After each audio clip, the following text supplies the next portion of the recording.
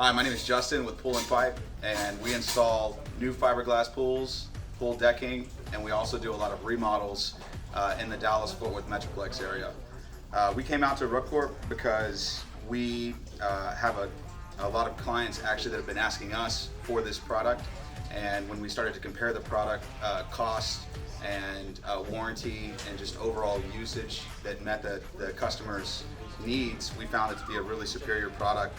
So Rubcorp got us down here for a 2-day training, and we really enjoyed the product. We intend to put this on pool decks for our clients and customers that are looking to get their pools remodeled. The training was quick and to the point. It was really actually easy to mix the product, apply the product, and it really gave us a lot of great ideas going forward. And we actually have more ideas to expand this product to other places besides just pools. And so they really increased our potential revenue in other markets that we weren't a part of before, which was nice. Thoughts on the class? They fed us, they were nice, they didn't beat us, and everyone here had a lot of great ideas, very entrepreneurial thinking at the class, and it was a joy to be here.